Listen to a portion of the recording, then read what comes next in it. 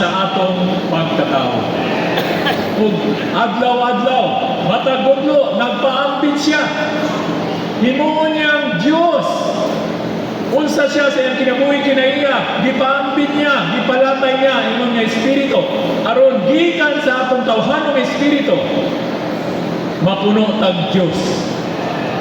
Mahimong panalangin nato ang tulo sa nga Diyos. Praise the Lord. Mo ni ang atong kapalaran. Kita nga nas pahiuli ang hinungdan nga nang nata karon tungod kay destiny na nato nga magkinabuhi ta sa normal nga pagkinabuhi, ilalom sa Diyos nung pagpaambit aning Diyos nung Trinidad. Amen. Usa mas okay na bisag kita ka memorize ang mga bersikulo. Ang importante sa atong pagbasa angko sa pulong, dunay tubod gikan sa atong espiritu. Amahan mo'y tinubdan anak, kunya niagi na sa anak, niagay sa anak, kunya gipalatay sa espiritu. Aron mapahibuslan nato siya, ingon nga atong kinabuhi og tanan sa tanan. Unta kini mga pulunga ba, no, dili lang memorize nato. Ato yun ni siyang iyampo, Ginoo, unsa man yun ni kanunay man ning ginabalik-balik ning pamatigayon sa Dios, tuloosang Dios. Ngano man yun ni? Tungod ni kay alang manggod ni sa atong pagsinati. Tungod ni alang manggod ni sa atong pagpahimulos. Praise the Lord. Amen. Ang atong espiritu kinahanglan dunay pagsinati kang Kristo. Amen. Ang atong kalag kinahanglan dunay pagpahimulos kang Kristo.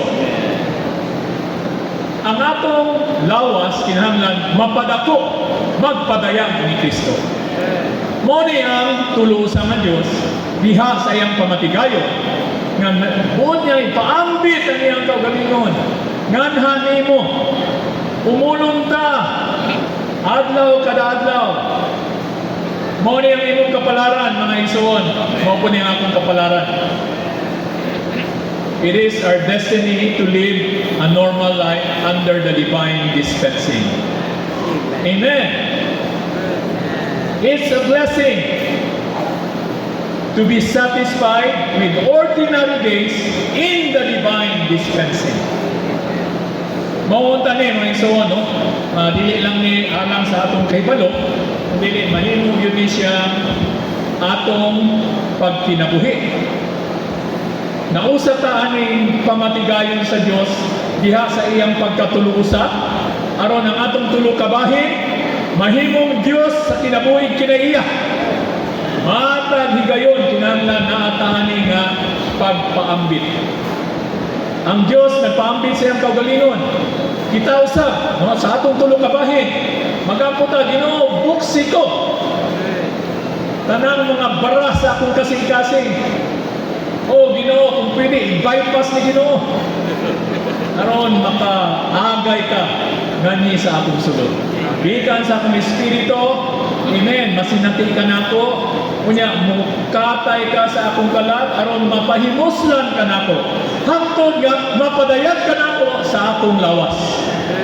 O ni ang giingon ni Pablo, no? Na giingon siya nga according to my earnest expectation and hope that in nothing I will be put to shame, but with all boldness, as always, Christ will be magnified in my body. Unta sa atong pagsinati, di na lang ang Diyos nung pagpaambit sa tulusa nga Diyos, magpabilin lang na pagsinati sa atong espiritu. Mabanti pa ni na mahimo natong kalipay. Mahimo nato ning kalipay sa atong kalag. Ato yung ipaymuslan ang tulusa nga Diyos. Amen. Mao ni ang atong topic, no? Ato na lang ning basahon kay ako namang gitandog yun ang burden. Okay, basahon nato ang iglesia diha sa tuluosang Diyos. Minsay-say sa ta mga igsoon. Okay, ang mga brothers, request nato palihog tindog. Basahon nato ang Roman numeral 1. Human sa title sa 1, 2, 3, go. Ang iglesia diha sa tulo usang Dios. 1. Ang tulo usang Dios mo'y struktura sa bagong tugon. Thank you. Mga sisters po, aliw, kindo, kanya kasama nato ang Roman numeral 2, ABC. Makailata,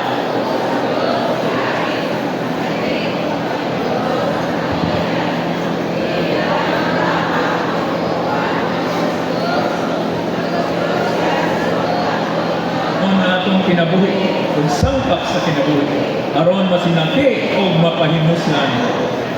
Sa kasinatian, makailagyod ka sa tulusang Dios, pinaagi sa sulod nung pagpahimulos sa subjektibong Dios. Kung buot kang makaila sa tulusang Dios, maanagyod ka sa linya sa kinabuhi o sa kaykayan sa pagtubo sa kinabuhi. Labitang mutubo sa kinabuhi, labi sabtang magtagal sa Diyos nung Trinidad. Dahil ko ng Ginoo. Thank you. Siyok lingkod. Amen. So, mga igsoon, ang atong pagpadayon, namang gyapon ta sa basahon sa Thessalonica. Kining basahon sa Thessalonica, actually, kining nga basahon, ngadto ni sa mga bagong magtotoo. Nasayod ba mo kung basahon ninyo ang nota ani? Iingon din ni Brother Lee, nga kining iglesia sa Thessalonica, na-establisher ni siya, wala pa yung sa kabulan. Wak pa niya abot sa kabulan, nahimo na silang iglesia sa mga taga-Thessalonica. So sa kabahin, ang iglesia iya sa mga tao. Katong mga namuyo dito sa Thessalonica, ang iglesia ila. Sa ato pa, ang iglesia, iya sa tao. Pero gingon po dito na ang iglesia sa mga taga-Thessalonica nga naadiha sa Diyos Amahan o ni Ginoong Hesukristo. Muna ang iglesia, talagsaon ni siya nga pagpamulong, no? Dirira ni sa Thessalonica nato mabasa na ang iglesia iya sa mga tao. Pero sa usakabayan, kining mga tawhana, naadiha sa tulo usang Dios. O naadiha organikong nausa sa tanan na human o pagkamao sa atong Ginoong Hesus. Dahil ko ng Ginoo, mga igsoon, ang iglesia din sa mabuhay. Praise the Lord. Mabuhay nga naman kay naadiha sa tulo usang Dios o nausa sa atong Ginoong Hesukristo. Sa usa ka bahin, tao siya. Pero sa usa pagkabahin, tulo usang Dios ang iglesia.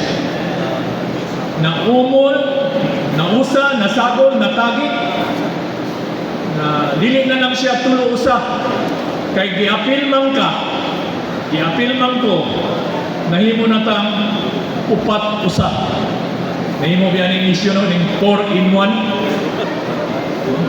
Dunay ang model sa pagkausa daw.